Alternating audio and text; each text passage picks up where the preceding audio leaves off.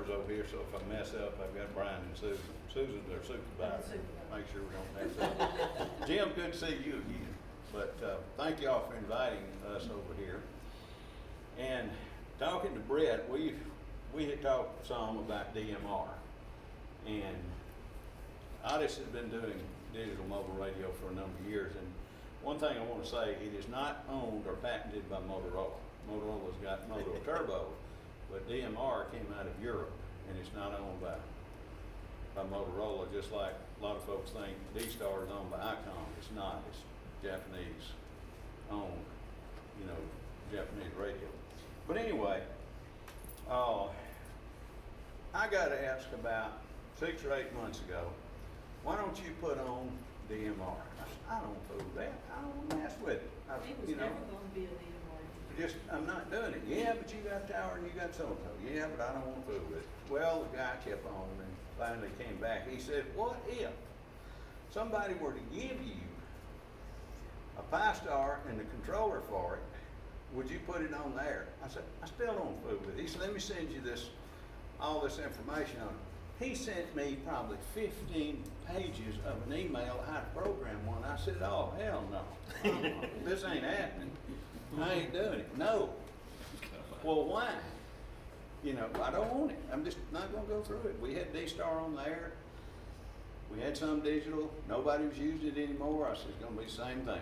We're going to put DMR on, nobody uses it. You know, so what's the point? And I'd already got the point with analog FM. I just tired listening to the racket and the scratch and all that, and I just quit using it. So, Bobby Bean, good friend of mine, works for he's an investigator with Lee County Sheriff's Department, W1LAW. And he comes over one day, and we meet on a Friday at Hardy's, and Joe, who is my son, AB50R, he doesn't get excited about much in ham radio at all, and he says anything above 30 megahertz, he doesn't want to fool with it, period. He just, no, I don't deal with it.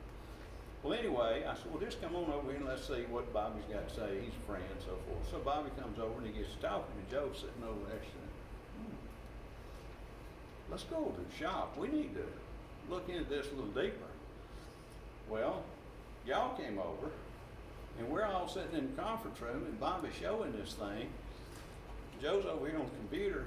He's already ordered the Pi-Star controller and something else. He said, we're doing this. And for it to impress him, it's pretty impressive. So anyway, that's kind of how we got into DMR. We decided we'd do it. So, digital modes and UHF and VHF, y'all have already mentioned that, you know, there's Fusion out there, there's, you know, D-Star, P25, you know, which we know what APCO 25 is, and DMR. But my main experience, and Otis, I can't say about the commercial DMR because I've never fooled with it, but my main experience has been D-Star, and when you start losing bits on D-Star, the recovery time, you'll lose probably the rest of the sentence or 2 sentences that the guy's talking. You just lose it because it goes into R2D2 and you just can't hear it. And you gotta wait till it starts over to resync. DMR, instantaneous. Is that what you find on commercial? Because what you're doing and we're doing is very, very similar. It's just like P25. You know, yes, if the bit error rate gets too high, it'll drop out, but it'll come right back. Yeah, I mean, it's the fast, it will absolutely scare you to death. I mean, it's just bang, it's there. But the beautiful part is the audio. You're not listening to FM scratch. You know how a guy gets out on the very edge and you can't hear it. Well, you don't listen to the FM scratch because it's just not there. You don't have the squelch tail. You know, at the end of a conversation when the guy releases the mic, you hear into the repeater and then you hear on your radio. You don't hear it. It's not there. And linking, Lord have mercy, you can do some stuff with it. But primarily tonight, we're talking on DMR, and y'all are looking at possibly putting one in over here. There's a lot of them around you. 147.38, which was in Pontotoc, you know, has been off the air for several years. Jody Stringer's got it in his hands. and he ordered the board today, the Pi Star and the Raspberry Pi to put it on. We've got it in our shop, it's already built. All we gotta do is just put the equipment on it because it's ready.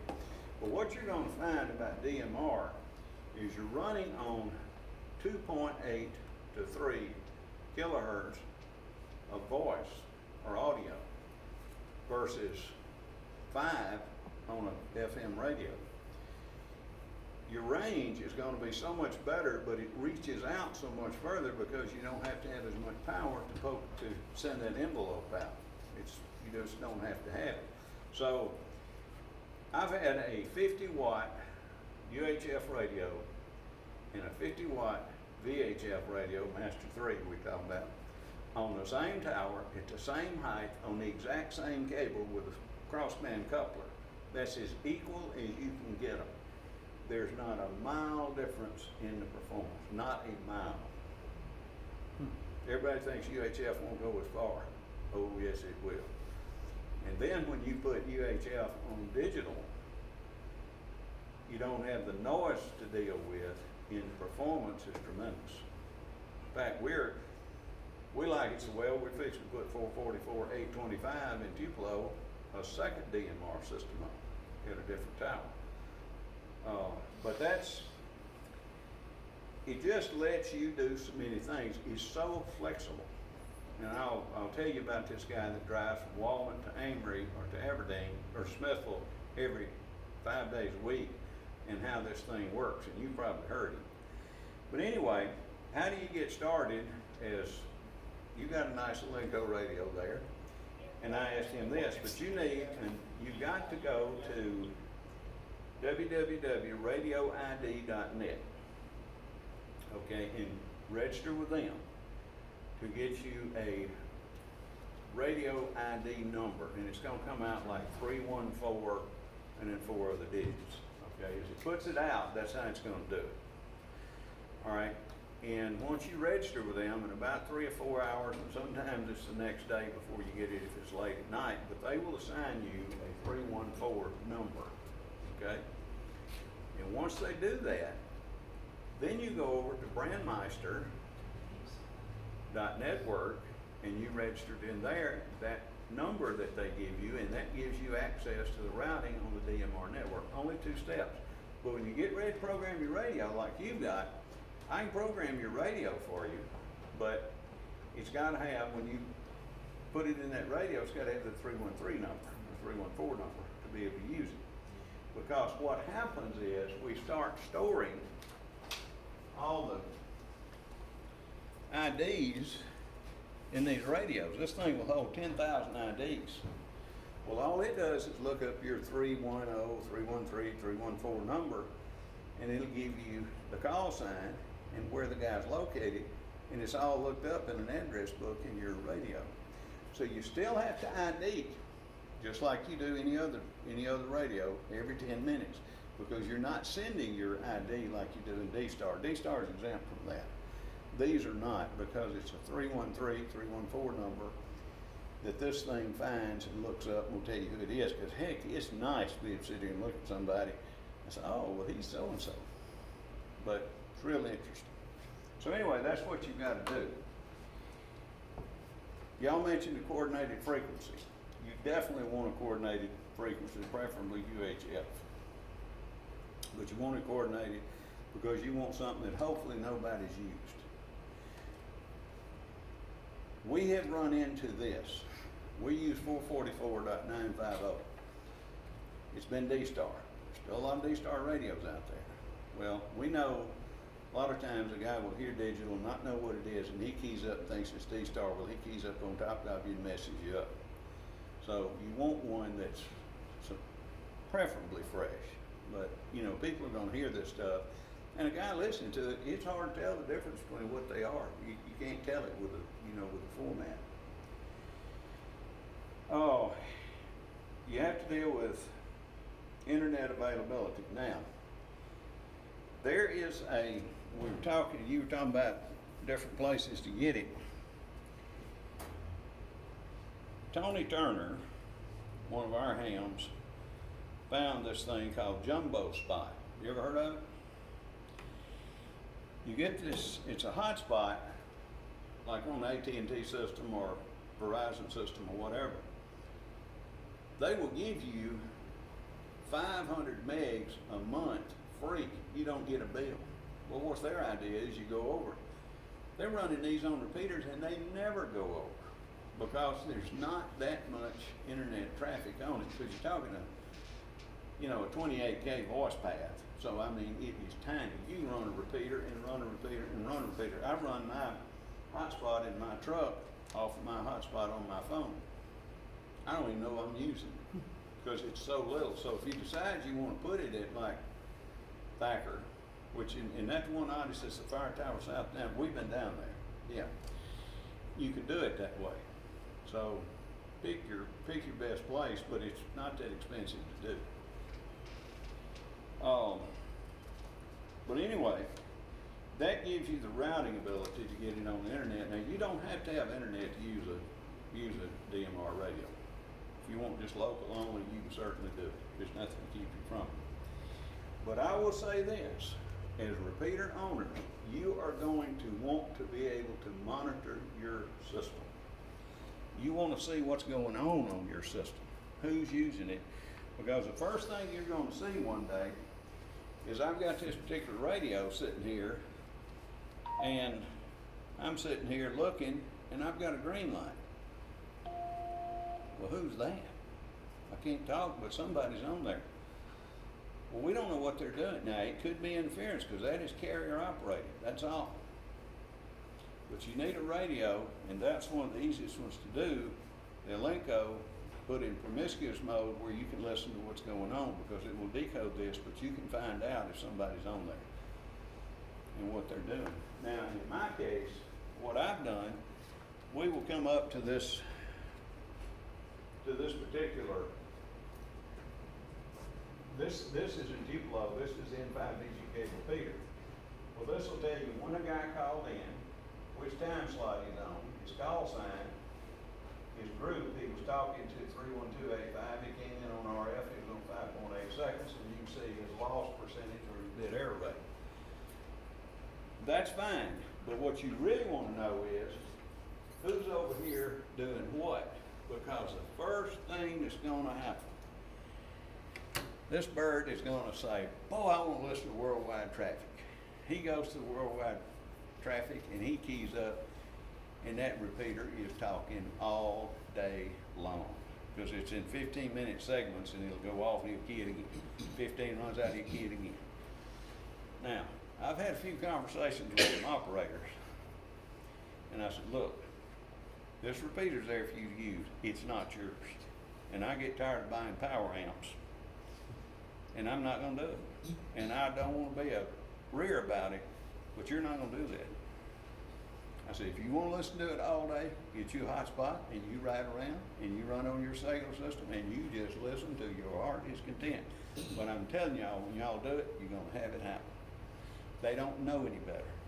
They don't think about it, because, man, I can talk worldwide on this, and they get started and they just want to listen and listen and listen and listen. And we had one guy riding around 12 hours a day, and I called him up. I said, you can't do this. Oh, yeah, I can. I said, oh, no, you can't. But you will have it happen. But that's why you want this, to be able to see who is in your repeater and what they're doing. And you also want a radio, as a repeater owner, to be able to keep up with what they're doing. Because these are real handy, because you can put this, they've got a tools for the TYT, like this one, and I've got one of those. But they've got a tools package, RF package, that you can put in there and see exactly what's going on. It's real handy. But you definitely want to be able to do that. Talk groups. Does anybody know what they are? I know Otis does. All right, talk groups. You've got 2 time slots on a DMR repeater. You've got time slot 1, you got time slot 2. Both of them 12.5 kilohertz wide. 2 conversations can be going on at the same time, and you cannot detect the other one on that. You will not know it. You could have, like last night, we're running the National Weather Service WeatherNet, if we wanted, and it's on time slot 1, if we wanted to have a conversation on time slot 2, we can. They'd never hear it, we'd never hear them. So it doubles the capacity of a repeater. But you think, we got 2 UHF repeaters in Tupelo, both of them with DMR, we've effectively got 4 repeaters for the price of 2. And you can do that. Now, I don't recommend trying to run analog or D-Star and or DMR or Fusion, because this thing will let you run all these modes on what we've got on in DMR. Because what's gonna happen, somebody's gonna wanna start a conversation on, say, D-Star. Well, we're sitting over there, we wanna talk on DMR. We're locked out because we don't know where he is. And D-Star doesn't use the narrowband channels like that. They don't do time slots. So there's a lot of reasons not to do it. And my idea is put the one on there that's DMR and run that format, because that's where all the traffic's gonna be. But talk groups, when Brandmeister set this up, you've got a talk group per state. You've got, if you heard it last night on the Skywarn with National Weather, there's a Mississippi, Arkansas, Tennessee talk group. If you want to go over there and talk, rather than getting on the National Weather Service frequency, you can get on that and talk, which works really well. A lot of people will do that.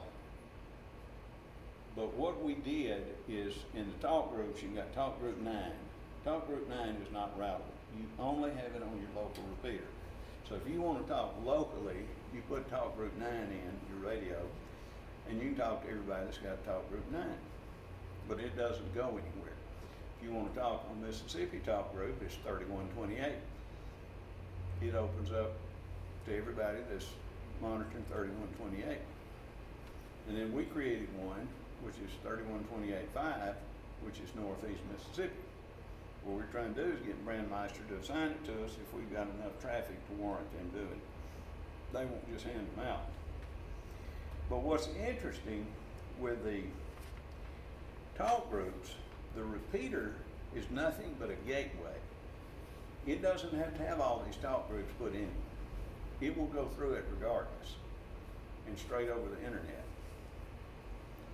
You can put static ones in there, and what we did, we put the National Weather on 31471 in there on time slot 1 as static, because if we have our weather event, we want to hear Memphis weather. That one we want to hear. But again, he's on time slot 1. All us over here on time slot 2. Okay, but if we know something's coming up, we move over there, but we can still go back on time slot 2 and talk without disturbing them. So, but you talk about a neat setup. You know, Skywarn, the way we started doing it years ago, you got all these mobiles talking to some controller somewhere, some net operator, and he's got to get on the phone, he's got to call National Weather. How long did that take when you're looking at a funnel? With this thing, you're talking straight to them. They're hearing everything you're doing. And that is a real plus if you're into that. But if you go to the Brandmeister site, you can look at all of these talk groups. There's thousands of them. Alabama's 3101. This guy calls me one day, I need to talk to somebody in Alabama. Can you put 3101 in the repeater? You don't have to. All you do is put it in your radio. You can do it because it lets it go through. So we only put like 3128 on time slot 2 and 3128.5. That's your Mississippi and your Northeast Mississippi 2 talk groups. And we've got the Weather Service static on the other. All the rest of them are dynamic. You can pick up and call him. You can even talk ID to ID. Nobody else can hear you unless they're in promiscuous mode, but they can. But we've got a guy right now that leaves Wallen, Mississippi at 6:30 in the morning,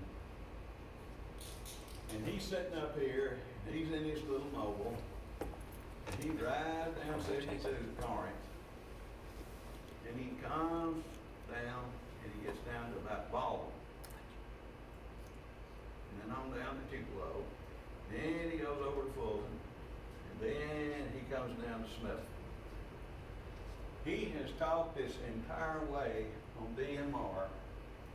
I'm sitting in my house talking on the local 444-950 repeater, which is here in Tupelo. So this is the RF side. Corinth, there is now a repeater up there. It's on the RF side. And then he's got one in Amory on the RF side. Well, we're on 31.28.5 talk group. Okay? He starts out on his hotspot, KD5LAP, 31.28.5. He drives along, well, he gets close enough to Corinth and he'll switch over to the RF, or he may not. He can stay on that hotspot and drive all the way to Tupelo, or he can drive all the way to here on that hotspot and never use any of the repeaters. He can drive to Kansas City if he wants to, because you got cellular coverage. Or he can switch to the repeaters. But in this case, Tony is sitting over here. When he gets in his car, he's talking on the Tupelo repeater on RF. This guy may or may not be on RF, but he's still talking to him. So I'm sitting over here listening at my house or talking to them. He's on the internet side. This one's on the RF side. And when he gets over around Fulton, then when he heads south to Smithville, he may or may not switch over to a different repeater. But all that is on 31.28.5. You see how flexible it is? It doesn't matter how you want to do it. You can. That's a neat system. And the same is true with the weather service. Because they're trying to figure this thing out, and they're going to add it to pretty much, I guess, all of their places when they figure out how it's going to work. Memphis is the test bed for it. But this is really flexible. It gives you a lot of ability. Now, there's a guy in New Jersey or somewhere, Delaware, last three letters MOT, you'll hear him once in a while. He calls one day, and I'm talking to him, and I said, "Where did you say you work?" He said, "Delaware."